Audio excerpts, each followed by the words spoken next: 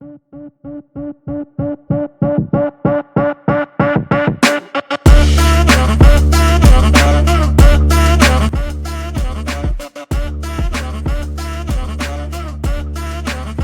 is episode 80 of the Hybrid Coaching Podcast. In this episode, JK and I begin discussing our review of the 2025 year, racing, coaching, personal, everything we can think of, favorite workouts, favorite time of the year, favorite moments from the year, as well as reflecting on some of our Strava stuff. And then we go into future forecasting of the 2026. Where do we want to be in 1 year? Let's make hybrid fitness work for you. How's it going today, JK? I'm well, thank you, Anthony. How are you, mate? Merry Christmas. I'm good. Merry Christmas. So it's a couple days past Christmas here. Actually, tomorrow will be my mother's birthday. So we'll go out to dinner for her birthday. And then New Year's is later this week. So we're recording in that wonderful week that everybody seems to have the holiday hangover between Christmas and New Year's. Yeah. Has it been a good week for you so far? Yeah, it's been good. We had family in town. They just left, I believe, yesterday, if I'm thinking about that right. And then so I got to yesterday? Yeah, it was yesterday morning.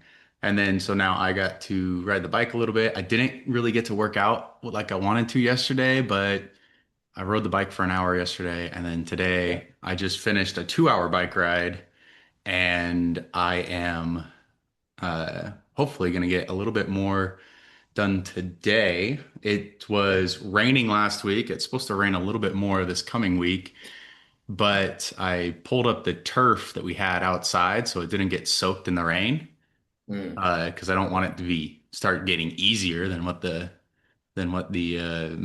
race turf feels like. So I pulled it Right. up, and now I got to go to the store today, and that's on my list of to do is rip up or yeah, rip up the old tape that's stuck to the concrete and lay down the new tape. And it's okay. I actually think it's good because I didn't really like the way I laid it down the first time, so now I get a Mm. second shot at it. Yeah, cool. Yeah. Does when you say a bike ride, 2 hour bike ride, was that on the C2 bike? Yeah, so I've been on the Concept 2 bike, and we'll go over this actually. So before I get to that, today, guys, we're going to do our year in review between JK and I. I don't know exactly everything we're going to review, but I would assume we'll probably look at our Stravas and see what our goal, like if we met our goals from last year. I know for sure I did it, and one of the reasons is because what was it, back in October or something? I sprained my SI joint, and I really just started to get, you know what? Let's just start doing the biking. So I've been biking a lot instead of doing my easy runs. I've been spending hour, 2 hours, 90 minutes on the C2 bike.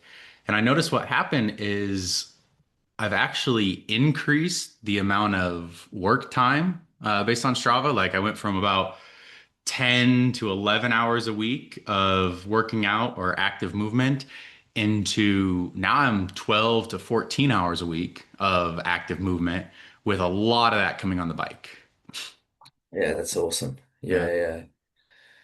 And it's So funny, we've and we don't have to go into this now, but you've obviously implemented a lot more biking for me right now, for different reasons. But yeah, I feel like it's if you want to get more volume in, right, it's a great tool to have, especially that C2 bike. Um, yeah, I really come to enjoy it. Like, and what's funny is I got the we got the C2 bike, but I started using the C2 bike because the assault bike was too loud. But the right. C2 bike's pretty loud compared to we also have like our own tri bikes that we can use on a Wahoo kicker. So I have Yeah. one of those Wahoo kickers my mom gave me a few years ago, and I have a tri bike connected to it. But Lauren's bike's on that now, not mine. So I started using the C2 bike, and it's still pretty loud compared to Mm. like that. But it's nice to be able to get on it and just go. Uh, Yeah. and Yeah. you kind of learn what your baseline wattage is. It's pretty interesting, just like when you're not paying attention to what you're biking, you get your baseline wattage. And I always find it really interesting because I I do a lot of like I have a background, right, in CrossFit and weightlifting, running. Like I started learning and teaching myself a lot more about running and triathlon as well.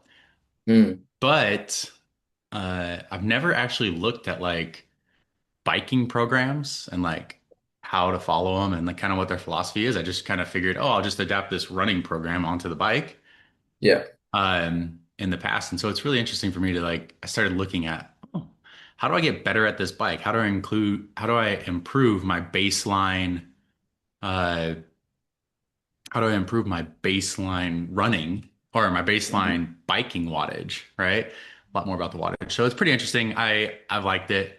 Uh, So, influences come from different places and everybody gets influenced by something. And that's something we'll talk about today too, is I wanted to ask you what's something you've learned? And I guess mine will be more recent because one thing I've learned obviously is just biking programs and kind of how they work and how it's a little bit different when you're not taking the impact or that like rough impact of right. of running, what you're able to do on the bike and the power and everything you can hold.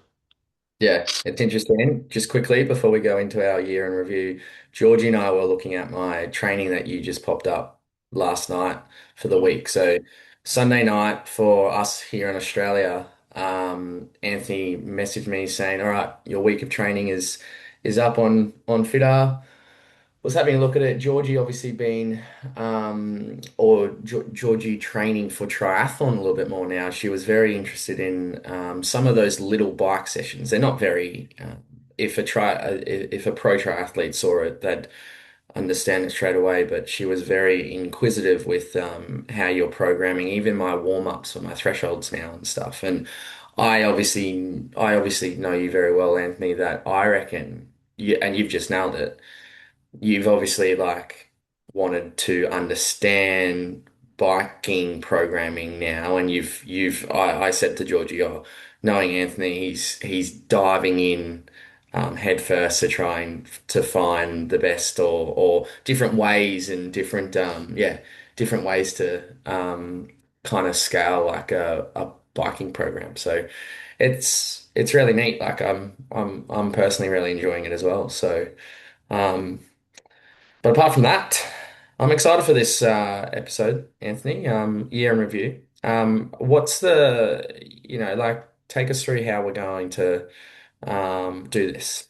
so JK has about an hour today, 55 minutes at the time we started this episode. So one of the things we're going to do is we are looking at, to start with, our year in review. I want to go over what was your favorite racing moment from this year, and that could be like you competing or coaching, whatever it is, followed by your favorite workout that you did this year. I want to know Hmm. what the biggest mistake you made. And that can be a singular mistake, like in a race, like it can be something you thought you did in training wrong, but something you're like, if I could have it back, I would change that. And then what's the Yep. biggest lesson you learned this year? Sorry, this is 4 and 5. Biggest lesson and what have you learned? So Yep. what lesson have you been taught? And then like, what have you learned as in like, what have you sought out to learn this year? What have you sought Yep. to improve your education? Because I definitely believe that coaching, just like a lot of other professions, including engineering, where I come from, is that you should have continuing education throughout your whole life. You're never just gonna learn something or learn what you think it is and then be like, okay, I'm set. I'm going to use this for the next 30, 40 years. Like there's continually science, there's continually things happening. So you should be constantly learning. You should be constantly being able to back up what you do, either being reinforced through science and studies or be open to adapting and changing the things you have been doing because like there you've learned there's a better way, a quicker way, or just Right. another way to get better or stronger or faster adaptations that we're always looking for. So I want to know, what did you seek out to learn besides your biggest lesson that taught or something that taught you? And then after we go over those things, I want to go set goals. And maybe we can come back to this episode in a year from now and see what we achieve. But I want to know, in one year, when you and I are talking between Christmas and New Year's next year, what do you want to be saying about your athletic career over the last year? Like, where Hmm. do you want to say, this is what I did in this last year? I'm happy with that. Or like, this was my goal. This is what I achieved. I want to know your business goals. Where are you at? Like, what? Not you don't have to give me specifics, but like, where are you at now? What do you want to do? What is your goal for your business? And that could be like athlete business, coaching business. Maybe if you have any little side business, I don't know if you're selling little succulent cactuses or something like on the side. Like, what is your business goal? And then personal and family goals. What do you have on that front? Because we know for you, JK, last year you got engaged, and so I want an update on that. Yeah, So that's a big one. Yep. and what Yeah. we can be expecting there. So let's start with the year in review. And guys, I know we said we're going to do a listener Q&A. That's going to have to be at the start of the year. This seemed like something really to do just for us Yeah. to begin the year with you guys, because we do have a couple episodes coming out that are going to be really fun to start the year, and then it's the major and everything. So we will get to listener Q&A. So keep sending those questions in. It just might be a couple weeks before we get to them for right now. So hopefully, if it's pressing, I can answer it before we actually have to answer it on the podcast. All right. So JK, what was your favorite racing moment from 2025? Cool. I've got two. One being as an athlete, and then one being as a coach. Quite simply, um, my 2025 racing favorite moment as an athlete, was the Glasgow race that I won, and being a second off the world record. I think going back to just the 2024 the 2024/2025 season, I'd probably put my Hong Kong race, which I'm not because it's obviously in 2024, I can't put it in, as actually a bigger moment for me because it was my first ever major win. But obviously, in 2025, my Glasgow win, and it being a very, I guess, a PR and being very close to that world record, was very important, or has kind of like set the ground, or set the bar for me now, right? So that's probably my favorite racing moment as an athlete. My favorite racing moment as a coach actually, is probably only 2 weeks ago in Melbourne when, as a coach, I was able to say that one of my athletes, Joanna Wetrick, won again the Elite 15 women's major, and she obviously put herself even further into the kind of being one of the women to beat. But in the same race, Jess Petro kind of, I don't want to say coming out of nowhere because in my eyes she was never coming out of nowhere. But for a lot of others, came out of nowhere and cemented her spot, or got her spot for Worlds in Stockholm. And for me, seeing those two girls do their thing in Melbourne, was a really, really, really big moment for me as a coach. Um, and they've obviously set themselves up for the year ahead. Um, so that's my coaching. That's my favorite coaching moment. Um, how about you, Anthony? We'll do one for one, yeah. So you go to your favorite coaching or favorite racing moment. Oh, you're on mute. Anthony, you're on mute. Sorry. I said I didn't get I'll any start of with that. I racing didn't because get I any of didn't. that. I'll start with racing because I didn't run that many races. I ran three doubles races this year. One of them Yeah. with you, and obviously I really enjoyed running in Vegas with you. I thought we had a pretty good time, and I'm ready to beat it. I want to keep going for that. So eventually we'll do that. But that was a pretty fun time. Like I was just getting Yeah. dragged around the course. So I know what some of these other people feel like that team up with elite athletes. And you looked like you were having just the time of your life, having fun, jogging, looking back at me, being like, "Yeah, come on!" Like cheering me on as we're going, and I'm out there dying. So, um, appreciate just to know the level and to know what it feels like to run a sub 55, which was pretty cool. But what we run like 54, 40, 40 something. But we won a 54, 40, race. isn't it? Yeah. Pretty fun. So that was a good racing moment. As a coaching moment, I'd probably have to say there's two, but they also span time wise because I like to look at it over time.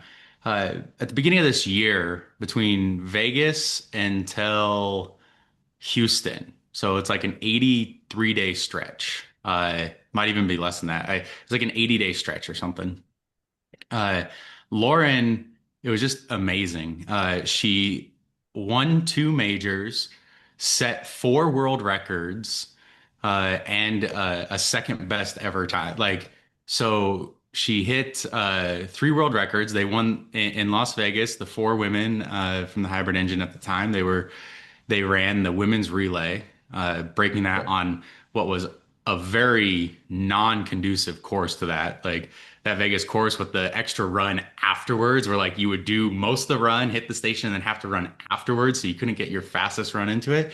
Um, a lot better courses to be able to break that on, but they still got it by about a minute or more on that course, which was just super impressive to me. And that was the start of it. Lauren won the major, did that, and then she also won. She broke the Decafit world record during this time, and then she broke the women's open world, or she broke the women's pro world record in Glasgow, won the major there, and then also a couple weeks, or and then they ran like the second fastest ever women's pro doubles times in Houston, like 3 days later, and then they went and she broke the women's open world record, going just a little bit faster than her pro world record. So in the span of like 80 days, she broke four world records, two majors. Like it was just some of the most impressive racing I've seen. The other thing positively for me as a coach is just to start this year. You always want to get the wins, but having in the first two majors on the women's side, uh, having two podium spots in the first two majors. So Vivian and Lauren, and then Lauren and Lucy um, in the first two majors was pretty cool. And one day I'll get all three of them to run in the same race and hopefully hit Yeah. that dream of capturing two double podiums. So that was pretty neat. And then so it's a lot of good momentum going into 2026. On the men's side, obviously, JK, that race in Glasgow, and I'm glad you say that coaching wise, like to have you, um, I had three athletes on the podium in Glasgow. So Lauren and Vivian, and then you, and almost two world records. So Lauren hit that world record, and you were 7/10 of a second off, which would have been just stellar to hit it. But to put yourself like one of the four fastest men of all time, and at the time you're the second, but one of the four fastest men of all time, you're still the top three. Like remember what we talked about. You are your best data point. So we just got to keep going back to that. And it's just really exciting as a coach to be able to see those types of progressions and everything. So all that was really exciting for me as a coach to be able Yeah. to be involved wherever I could with that. Yeah. Yeah. Well, you definitely were. You definitely were. So, Um, yeah, no, that's great. so I wanted to know, did you do a workout this year that you just felt like off the top of your head, oh, I remember that one, and if there's a reason why? And it could be one you repeated multiple times, one just like that you're just like, I PR'd this, I hit it, like, or that you were just like, hey, this was a good workout for me. And for whatever reason, even if it wasn't just something, I'm just wondering if there was a workout you're thinking of that you're like, Well, I hit that. but okay, my answer is I think you'll like you'll know the answer because like my favorite workout of all time still to date is 6 rounds for time, 400 meter run, 25 burpee to plate. I I don't should have, know. I was gonna ask you if I could guess, and it's Yeah. exactly what I was gonna say is the 6 rounds of running burpees. Yeah, it's nothing has even come close, I don't think. And actually, just a quick story. I did that. I did that maybe 2 weeks before Melbourne, and I was able to get Jess Petro to jump in with me. So that was the first time she did that one actually. So we did that against each other. So to answer it, Anthony, yeah, that's still my favorite workout, and I don't think anything comes close. You So hit a big PR on that one too. And I think the um, biggest difference is you weren't running on an assault runner, you were running outside. So I that was is running a big outside. difference. Yeah, exactly. So I did. So So next time how you about do that, you? you need to make sure that's why I like to write things down in the notes of like when I I keep know. track because I'm gonna go back and like the next time you do it, if you go back to the assault runner or something and you're like a minute slower, you're like, oh, I'm worse, and you Yeah, just go well, look at it and be like, oh, well, I did it differently. Like, so you yeah, have to correct. know, like, take that stuff into account. Yeah, yeah, exactly. How about you? What was your 2025 favorite workout? Well, I mean, I do a lot of different workouts. I really like knowing that I can handle some things. And so like when I think about different workouts, like I do the workout, if you know CrossFit, like the workout The Chief, you can look that one up. Holly Man, I like to do that. There's workouts like that, but actually one of the things that I was happiest with this year because I was very unexpected for me. And I usually don't. Usually I know going into a workout like okay, I'm fitter than I was last time, or hey, I can beat that time. And I might not be fitter, but knowing what the time is to beat, I can push to beat that level. I was really happy doing a 5K this year because it was Right. unexpected. I literally just went out and was like, I hadn't been running for a while. I just been doing the biking. And on Thanksgiving, I went to do the 5K. And I was like, you know what? I would just be really happy if I could break 20 minutes this year. And I ended up setting a PR that I don't think I've hit since high school, which was like 17 years. And then earlier this week, another completely unexpected, like I just told myself, oh, I'm going to go sprint to 400 on the assault runner. And I've done this multiple times. Yeah, that's Usually end awesome. up with like 62, 61 seconds, but the goal is always to break 60. Um, I went out and did a 59.27 Hmm. 400-meter run on the assault runner and unexpected, but absolutely wrecked afterwards. Could barely breathe. I was like, oh my God, like just dying. But Yeah. I got sub 60 and I don't think, and I don't actually think I've hit sub 60 on any sort of 400 since high school, at least that I've measured since high school Mm. track days, and that was like senior year. So 17 years, or holy crap, it's been 19 years Yeah, since wow. that. Wow, 19 years. Um, I mean, there was a time where I ran like a downhill mile at the end of a 5 mile run with a friend. We started racing on the last mile, and I hit like a 4:45 mile. But it was all downhill, like lots of it loss. And I Yeah, might have hit a sub 60 on one of those quarter miles within that, but not anything close to that. So really happy to have been able to do that. that's awesome. That's awesome. I don't think I could break the 60 and the 400, by the way. So do I have you? But if you and I race, remember what we talked about? You have me. How long would I have you for? Is it You have me 400 for meters? 400 Well, meters. I mean, you'd still, if you're running a 62, then I'm 2 seconds ahead of you. So there's more distance for you to catch up. Just I me. know. No, so it was like But 425, 450. by 410 meters, I've got you.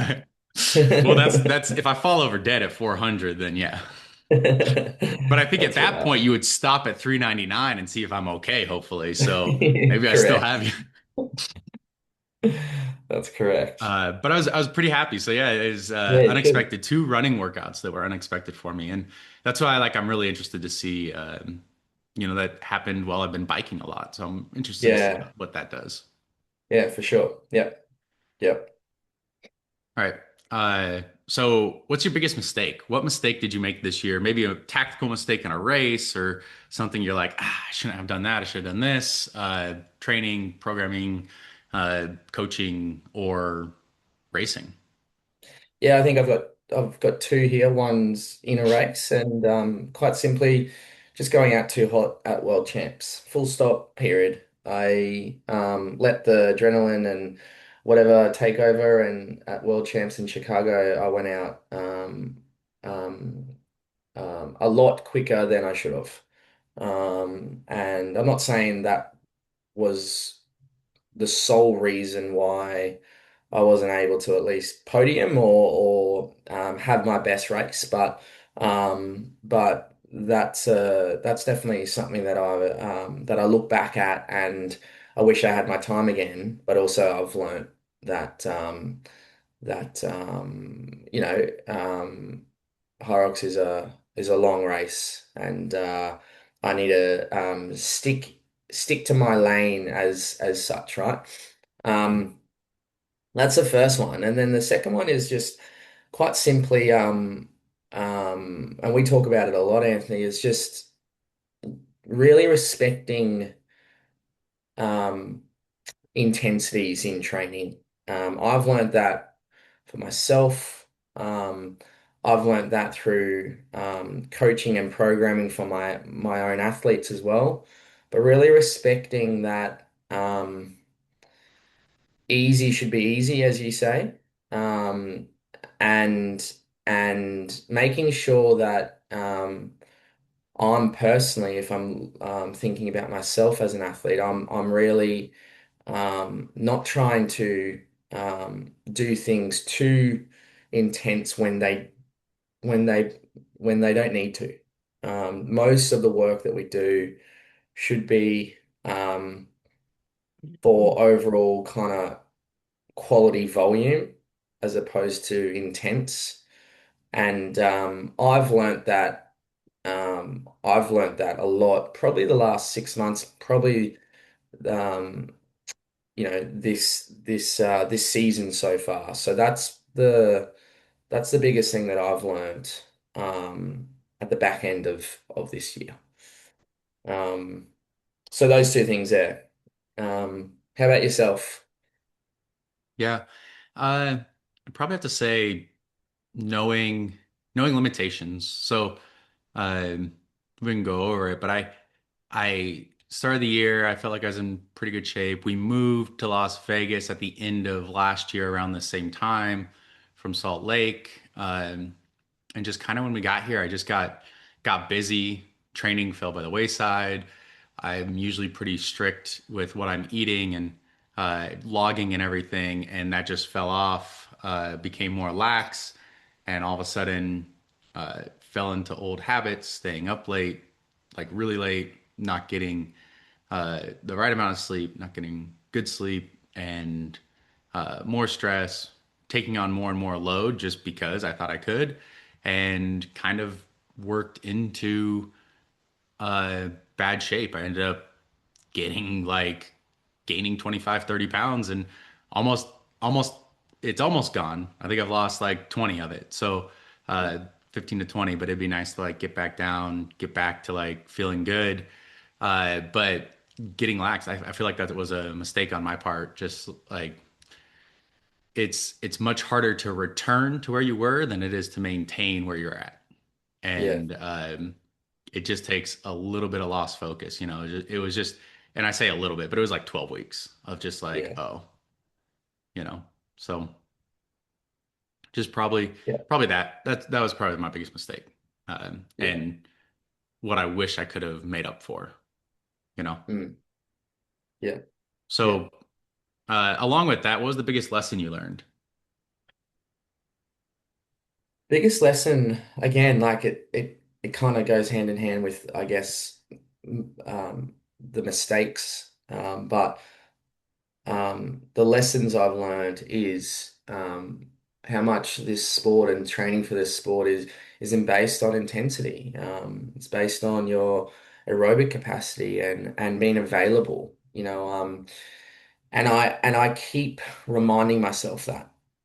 Um, and that's from myself as an athlete, and training with you, Anthony, but also as a coach. It's learning and understanding, I guess, like what you just said there, like limitations.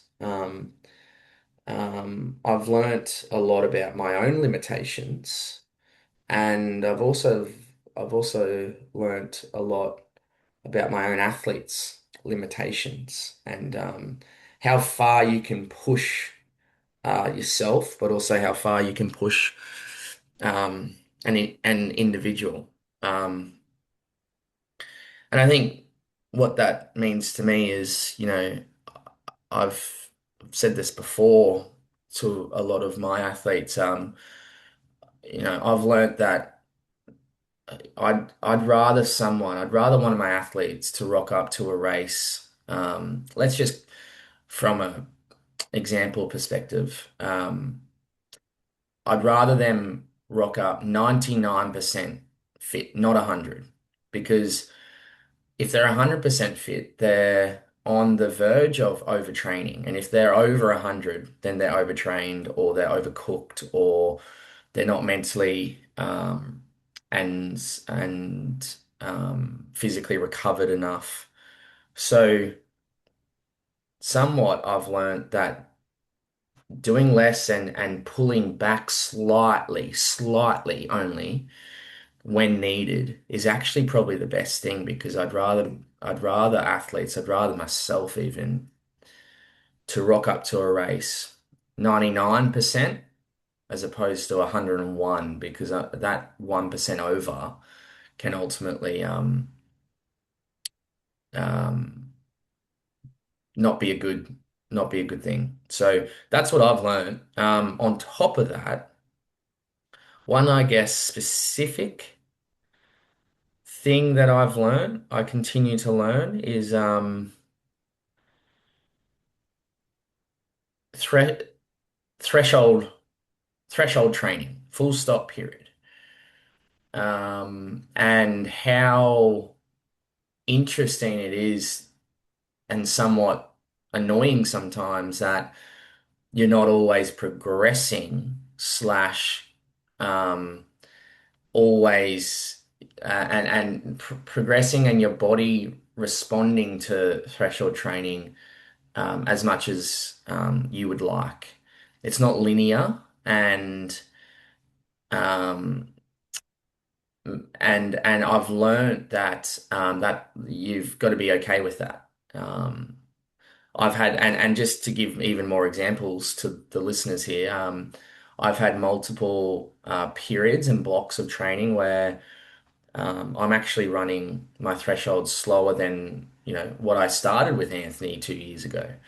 Um, and I've learned that that has to be okay because that's where I'm at the moment. That's how I'm responding. That's how my body's not responding, etc., etc. But I think that's one of my biggest learnings is like you always think that you should be always progressing with pacing and progressing with, splits but sometimes it's actually not about progressing. It's just getting the work done at a chosen split to continue to get volume in. And the volume of the threshold is the most important. So that's a couple of my learnings this year. What about you? So, yeah, I guess one of the most recent learnings is that, uh, yeah, doing the easy easy. I mean, that's always a new lesson, right? You're gonna find that Mm, over and over, just like you said. Like, you know it, you can say it, but actually paying attention to it and doing it. Because every time you step out there, you're like, oh, I can do this for time. Oh, I can do this for time. And unless you're like really sore to exhausted to the point or actually feel like you're overtrained, you're not actually conscious of thinking of it. You tend to work as hard as you can in that moment, you know? yeah, So easy, easy. Even I like I'd go for runs and I couldn't. I look at my pace and I'm like, if I'm not running a 9 minute mile, then that's too easy, right? mm, So just being okay running a 10 and a half, 11 minute mile, it needs to be something that I'm all right with. Like not yeah, paying attention. I started putting the monitor on the C2 bike, just pointing it down and not looking at it so that I don't know what my power is and just go off field the whole time. Not like yeah, saying, oh, my easy is X pace. That's what I'm going to hold and forcing myself to do that. And instead just being like staying away from the numbers and being like, all right, I need to go off of feel what is easy. And at the end of the run, I'll tell myself, oh, that was the pace today for easy. And it might not yeah, be the same pace every single day, but today yeah. that's what it was. Mm, Um, So that's always something. Yeah. So in terms of what I learned, I have been looking at different, like I talked about continuing education. I've been looking at different strength training programs. I'm not going to talk about any of them, but like I've been looking at different sequences and what they do, and I've been really trying to pay attention to how strength training, and this is just like real specific, the things done leading up to when you want to be at your peak strength versus you're trying to maintain just a high constant level of strength. So you want to feel your freshest, right? Like there's a difference going into a competition when you're a weightlifter and you're literally getting one, two, or three attempts to have a split second or like a 1 second lift, right? At your maximum possible load and the things you do leading up to that versus I need to maintain my high strength. How do I taper that out while staying strong? Well, I need to be able to have strength throughout this whole 60-minute event. Mm, So finding some real differences in that and what that means and what that means for like your CNS and when you last load it and when the last like touches on that are going into an event because I think that's pretty key is if your CNS is overshot or under prepped leading into one of these races, high rocks, deck fit, anything, you could get a big swing just in terms of what weight feels like and what you're able to do. So I've been looking a lot more into things like that. And so maybe I just like gave away how I'm approaching different things this year, but that is something that I've been looking at to better help my athletes and improve is just that way of attacking and going into a race so that yeah, the goal is I truly believe there is a lot of ways to get you fit. People like a lot of people can write workouts that crush you. A lot of people can write workouts that make you sweat. A lot of people can write workouts that have progression and move. Like that's not the hard part. The hard part is getting you to the start line and the finish line, being able to perform at your peak of whatever your current level is, right. right? Being able to show and express your fitness at the level that you've brought it up to. I think that's the hard part. And I think that's what's really important is a lot of people can get people really fit. You can get people looking good, moving well, aesthetically like great, get them strong, get them fast.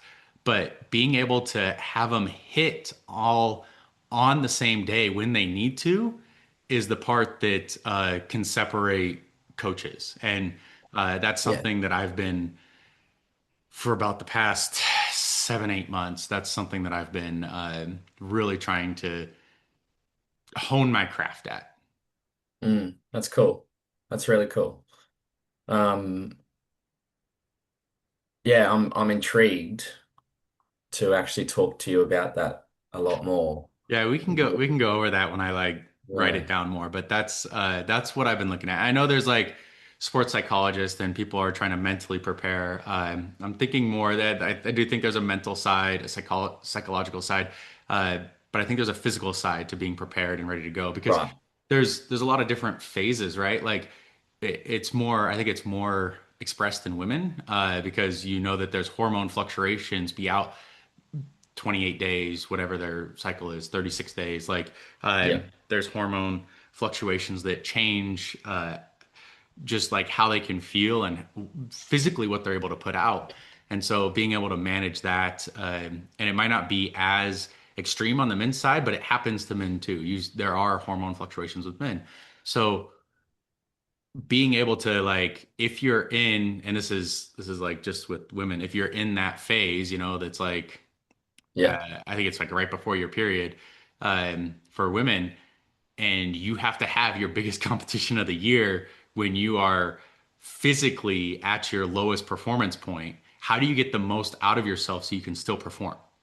yeah, And guys, like we do have fluctuations. They're not as extreme, but you do have fluctuations as well. And trying to understand those and when you perform good and what your biorhythm is around that, I think is super important. Yeah. Um, Yeah. That's so cool. those are the types of things that like, how do you get the most out of yourself when you're physically prepared? Yeah. Yeah, definitely. Uh, all right. So before we go on, JK, do you have your Strava up? I pulled up my Strava. Yeah, I can get it up. Yeah, yeah. Uh, so just something I wanted to look at. So across running, I'm actually down 26% running this year than I was last year. Are you? But a lot of that is just in the last like month and a half, 2 months. I had a Right. pretty steep drop off. Like I had a peak week in May of 67.8 miles ran. Mm-hmm. Pretty inconsistent throughout the summer too, but I was up between 44 to about 42. Yeah, 42, around that 40 to 45 miles with one 50-mile week for about 2 or 3 months between September to early November.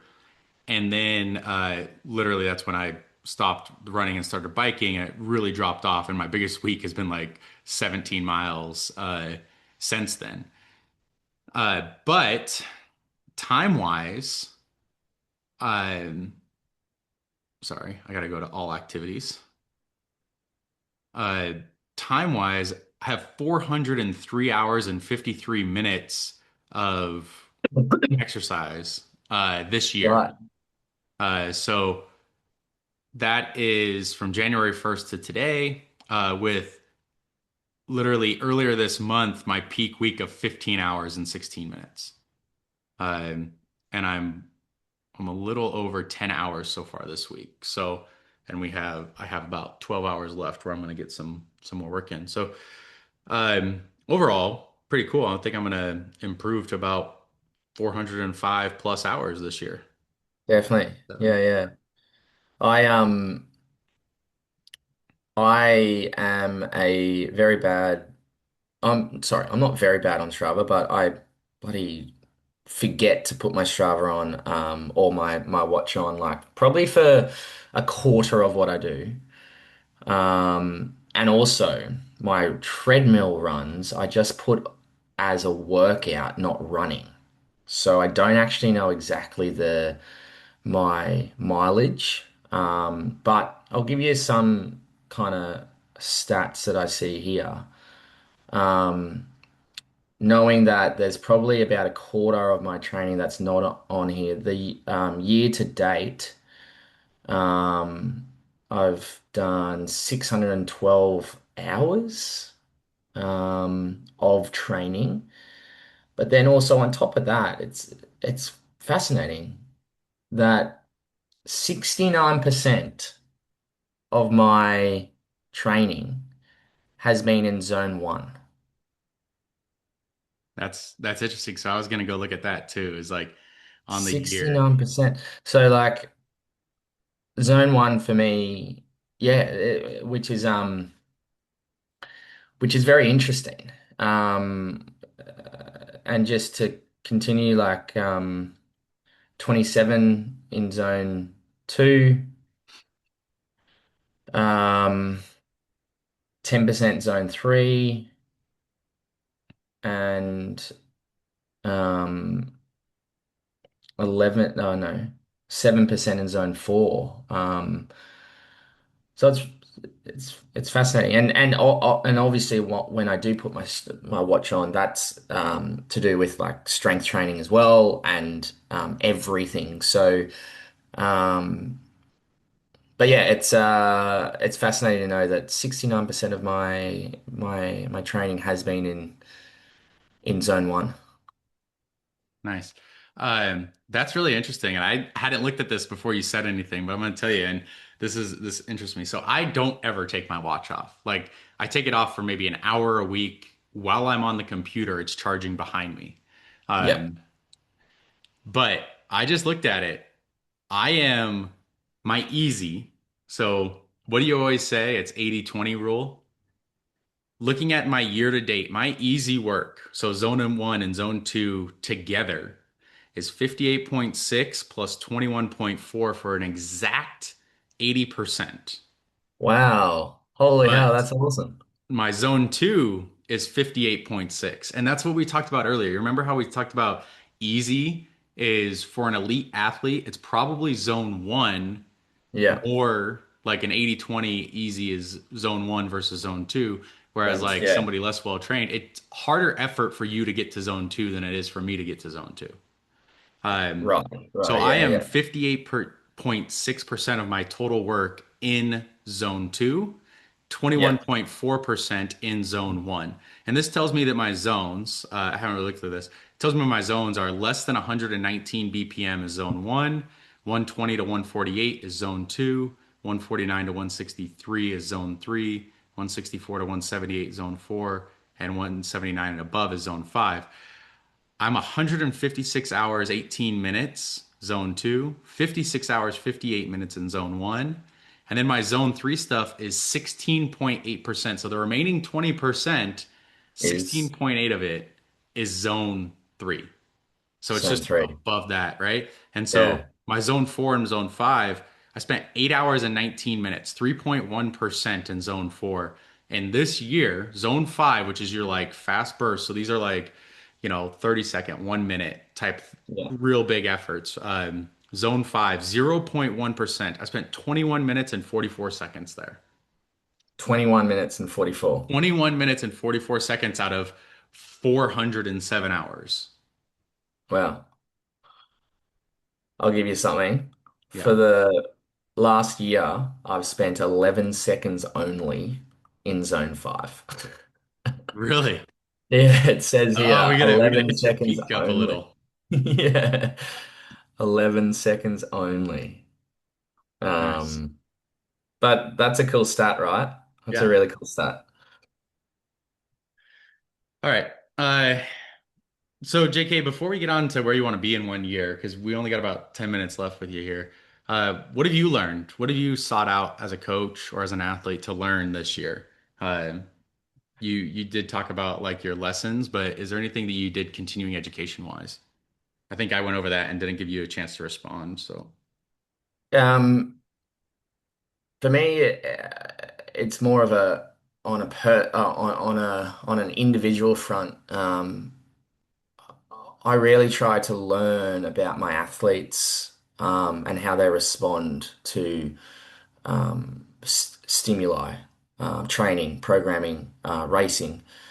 Um, I personally think that I'm very lucky to be coaching one to one the athletes that I do have one to one, but then also everyone else on my JK Hyrox programming.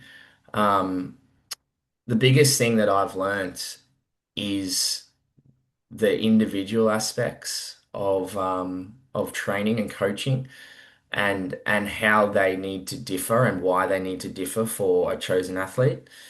Um, and um, it should differ. The way I program for and coach Joanna Wetrick is very different to how I coach and program for Jess Petro. Um, and I continue to try to learn and understand about the individual and what they need, how they feel, um, what they need as a from a coaching point of view, whether it is even to the point, right? How much communication they need, how much talk and whatnot. So that's what I continue to learn, and I've learnt this year. And even at the elite level with coaching Joanna and Jess, like um, they're both individual athletes trying to do exactly the same thing, and that's um, um, be the fittest version of themselves and continue to progress. But the way we do that is so different. And that's what I've learnt. To continue to individualize things as much as possible. Um, how about how about you, Anthony? Uh, yeah, and I mean that's really smart. I think that absolutely they're two different athletes, right? They like those two you just talked about, Jess and Joanna. They're absolutely two different athletes. You should be treating them uh, differently, but it's because of the level they're at that they need to be adjusted differently for.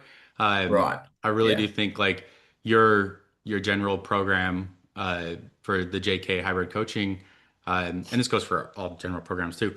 There is so much that anybody new, anybody just learning, or anybody even advanced that's not quite at that peak level. 99% of what you need to do still is on those general programs. And Yep. it's consistency. If you grab a program, stick with it, follow it, consistency. And I don't mean, oh, I Yeah. did it for 3 months. I mean, like, it takes like 6 months to a year, like, to really understand how it treated and affected you. And I'd say 6 months minimum. Yeah. Um, and you need to stick with and follow those. And then after like that year on somebody's program, after that, like, uh 18 months, like if you're still seeing progress, right? And you're progressing and um you're like, okay, I've done a lot with it, then say, okay, do I need it more individualized? And there might be little things you can make adjustments to first before you need to go fully individual. um Yeah. and I think a lot of people just jump to that individual one, and I think it's more about accountability than it really is about like what they need to improve. Yeah. So that's, I mean, that's opinion, but yeah, I do like your take on that though. Yeah. For sure. Yeah. Anything else that you've learnt or continue to try to learn? Uh, no, I mean, my biggest focus, like I said, was how do I get the most out of the fitness people have, uh, Mm, and leaning into that. I'm trying to really learn that and trying to take from different things. I really like the cycling background, like the cycling approach to things, as I hmm dive deeper and deeper and deeper into that. Between I went and bought a couple books on cycling, and then also cycling for triathlon, so that like you can learn how to, so I can better understand how to run off of the things too, because I think we do a pretty good job of that. But I'm just trying to see if there's different adaptations to it. But I think just cycling in general, I've liked a lot of what I've heard so far, but it's not a lot different than what we're already doing. So just like I said, like trying to continue education on my own. There's no requirement for it right now. I mean, there is requirements for like my CCFT, my certified CrossFit coach, that I'll have to maintain and update, but that's just a little bit different. And spreading that knowledge. So I am working with Hyrox 365 on the level 2 course and a specialty course, and I'm excited to come up to London in March to speak at the coaches summit in London on the second week of that 9-day event that's going to be there. Yeah. So yeah, some pretty cool things. Uh, Yeah. JK, we got short time, but I still really want to get to these. What are your goals? So in a year, if I come back and listen to this episode, this part of the episode, I want to know an athletic goal, a business goal, and a personal and family goal, and we'll just see if we met those by the Yeah. end of next year. So let's start with like your athletic goal, and I'm okay with shooting for the stars, because like you always say, like shoot for the stars, and you might land on the moon. Um, Mm. that's a like let's go for it. So big athletic goals, and it can be short term, it can be super long term. Like, do you want to in 1 year from now, do you would just want to be able to sit like, for example, me, I wanted to be able to say I was consistent and I had a good year of training with no interruptions, no breaks. Like that's the biggest thing.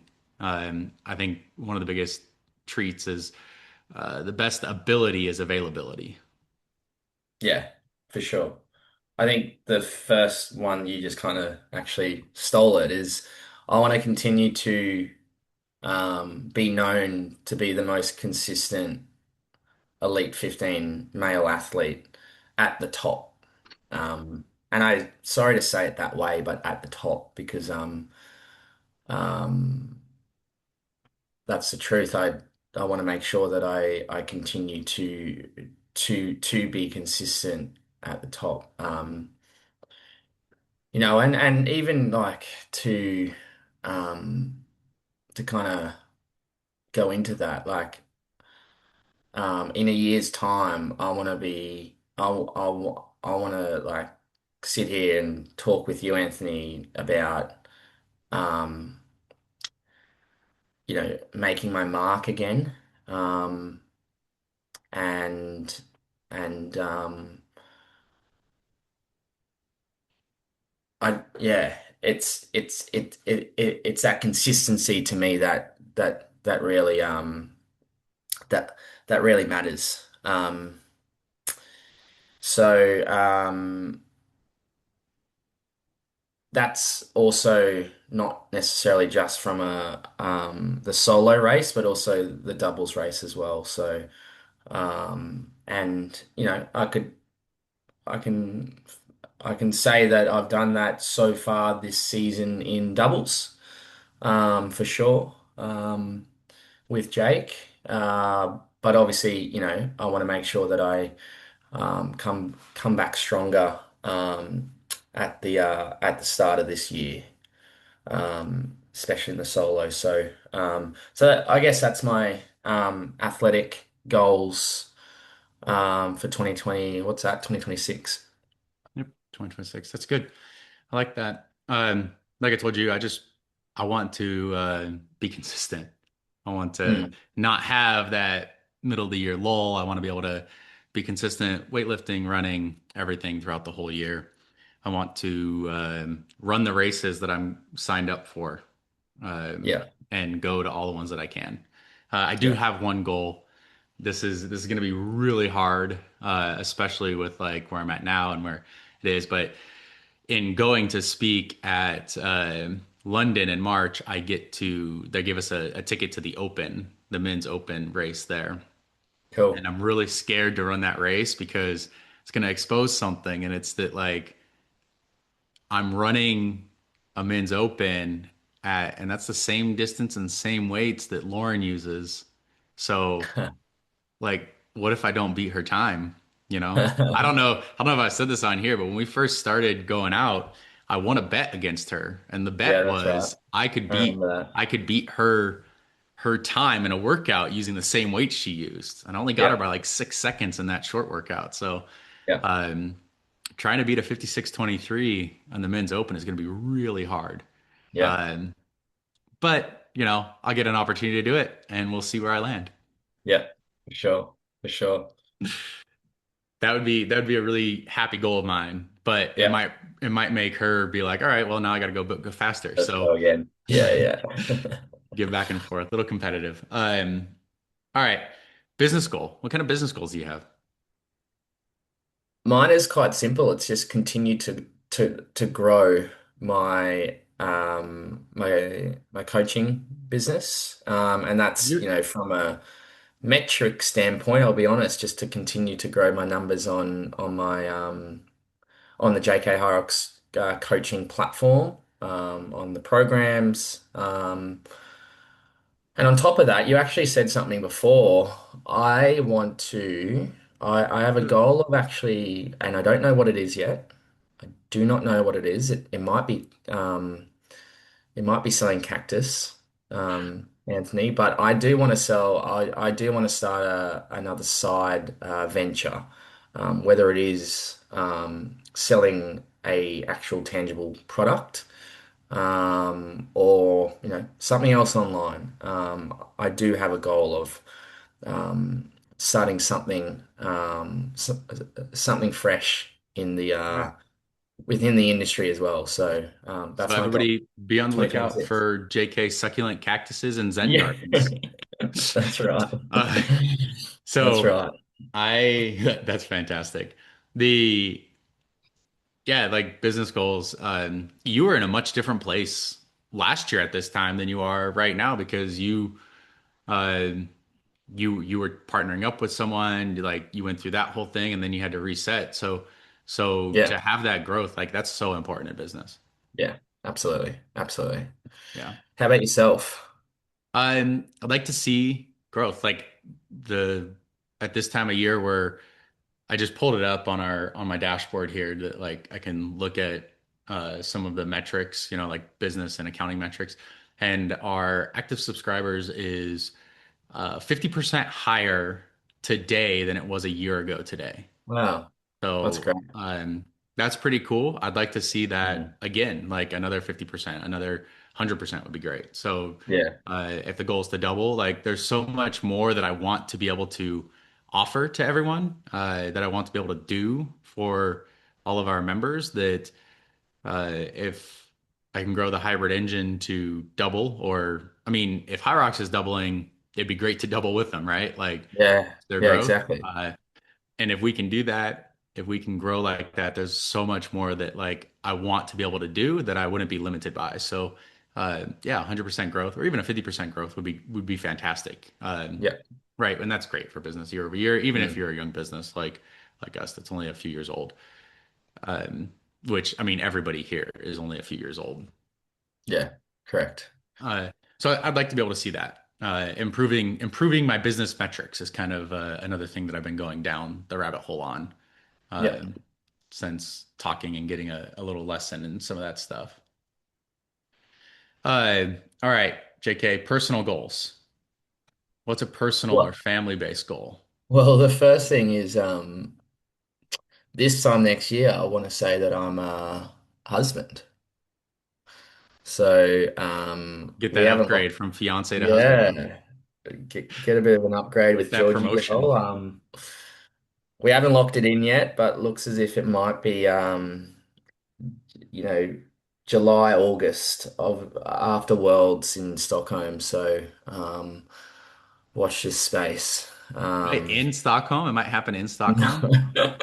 straight after the straight after Worlds. No, Oh not man, in Stockholm, I but might have to extend my Stockholm stay. yeah, yeah. But yeah, that's my biggest goal. That's my biggest goal slash, obviously dream to obviously marry Georgie sometime in 2026. It's good.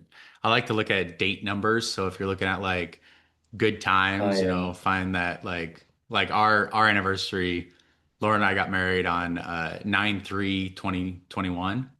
Which if you Nine, look at it, three, it's like 21. I think it's silly numbers, but I like to look at numbers. It's 9 = 3 times parentheses 2 + 1, right? So 9 equals Of course you just said little to do that. number things. So 9 3 2 1. That's so Uh, funny. anyway, that was ours. And we just went and eloped. We got married, hired a photographer in our backyard, and then went around to some really cool places around the Salt Yeah, Lake Valley where we were at. And I really loved it. I really had a good time. I was very happy with our choice there. yeah. That's And cool. personal family goals on my end is that I went and toured a preschool Lovely. last Yeah. week or a week ago. Sent in the application. Lily got accepted. So we're going to start navigating that preschool life. I'm really Cool. looking forward to that. I don't know if anybody knows. We don't have a nanny. We don't have anybody like Lily is here. Lauren and I take turns watching her every single day. Yeah. She is here. She's with us. We are hands-on with her all the time and involving her in what we do. So sometimes we live near my mom. My older sister and her kids actually just moved out to Phoenix, so they're 4.5 hours away now. And my little sister lives here too, but we don't really have people come over and babysit like it is us with Lily. And so it's going to be very different now. Having preschool, Mm. we're going to go 3 days a week, and they're supposed to be 3 days full days. So like Wow. she might be at preschool for like uh, 8 hours. Um, Yeah. and we've never had that like, what do I do when Lily's not here type of thing. So Yeah. Yeah. Yeah. Yeah. it'd be a different experience. So we're starting that come January, and so Yeah. Cool. that's cool. Is like get Lily involved just socially. She is a very social child. She just Yeah.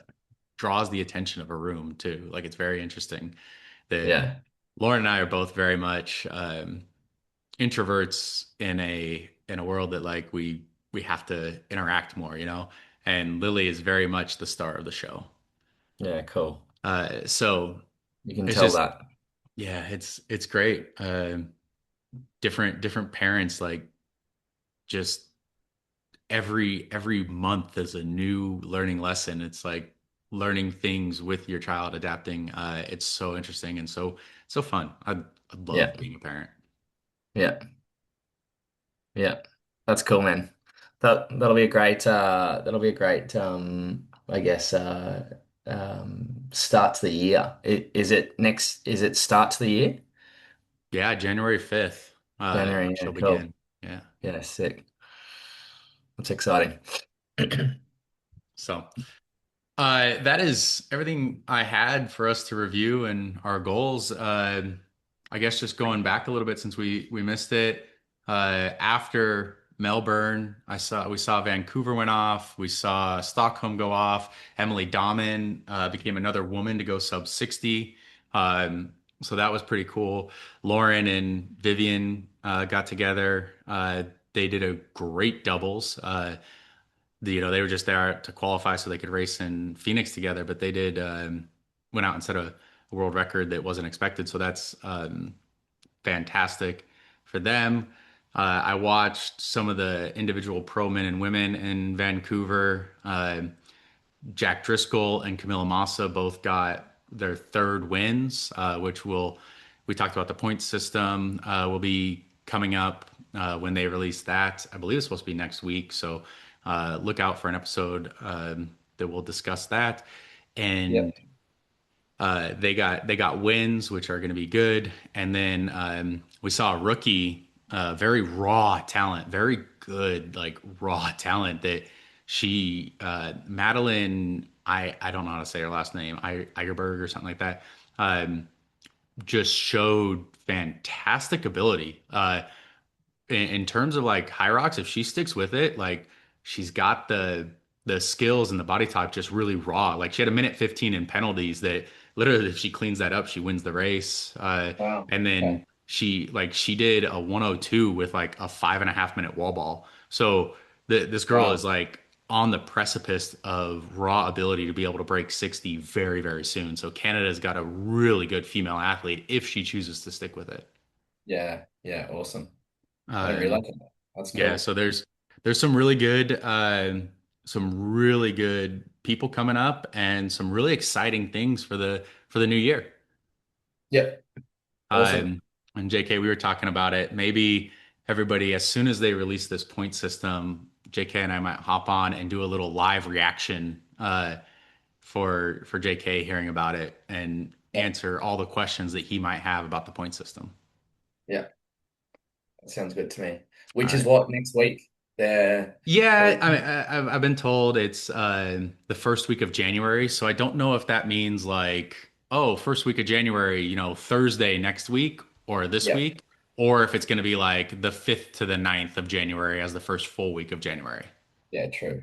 Yeah, So cool. just keep an eye out, guys. As soon as you see High Rocks post about it, start looking for an episode on us. Hopefully, we follow within like 6 hours of them posting about it. We'll follow up with an episode to put out Yeah, awesome. Yep. giving detail. And you can also visit uh, my Instagram page at Wild Parasini. I'm definitely going to post something as soon as the point system is announced. Yep. So be on the lookout for that. Awesome. Thank you once again, Anthony. All right, JK. Thank you very much. Anything you want to say to everybody? Sorry, we went a little over on time for you. No, that's all good. Merry Christmas and Happy New Year. And obviously we'll get back into the swing of things with recordings and we'll see you in Phoenix.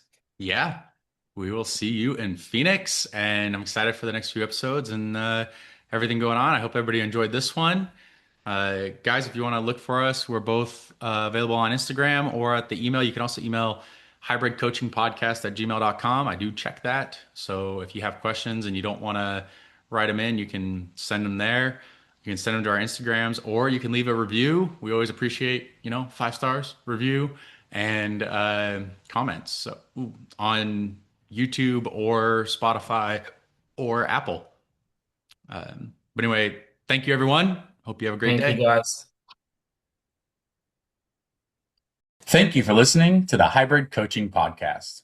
If you'd like to reach us out to us about coaching or programming, you can find us on Fitter, either James Kelly Hybrid Coaching or the Hybrid Engine. You can also find us on Instagram at jk.jameskelly or at the Hybrid Engine. If you'd like to get in contact with us, you can also message us on either of those platforms or send us an email at thehybridcoachingpodcast@gmail.com. Again, that's hybridcoachingpodcast@gmail.com. Thank you, everyone, and have a wonderful day.